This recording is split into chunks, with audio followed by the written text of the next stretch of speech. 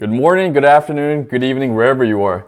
So today we're going to take a look at a TOEFL speaking task 1 question, and this is a really interesting one. Is it important for a good leader to be a good speaker? Use specific details and examples in your response. So I said it's important. I think it's essential, it's crucial, right? Why is that? Well, people have to understand what you have to say, understand you. If they can't understand your message, what you're trying to convey to them, they're not going to follow your orders. And the whole point in being a leader is to get people to follow you, right? In the first place. All right, so let's take a look at this using a really concrete, powerful example. For my example, I'm just going to use Martin Luther King Jr. And you don't have to write too much. You could just write out the example you want to use, and then kind of think about it as you go. Well, I definitely believe that it's essential. So I'm just paraphrasing important with a word that's similar just to boost my vocab score.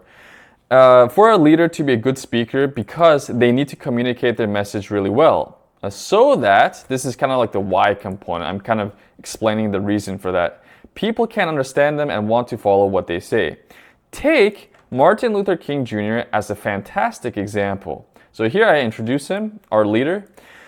He was able to appeal to the emotions of his followers by tapping into their values of freedom, equality, and justice by being authentic, connecting to his audience on a personal level, and using repetition and body language to great effect.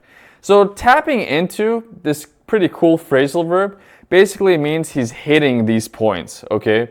So he's basically hitting the points of freedom, equality, justice, and this is what they were striving for back then. In fact, his speeches were so powerful that they helped galvanize, so they gathered basically in a powerful way, support for the civil rights movement. In the end, most of the civil rights he and many others fought for were enacted into law. So they basically became law. This is what they wanted. They didn't have these civil rights at the time, but eventually they became law. After they fought really hard for them, right? After the protests and all that. And that was the end result. He was an amazing leader. He was able to gather his followers' attention and get them to do what he wanted to do. That's my view.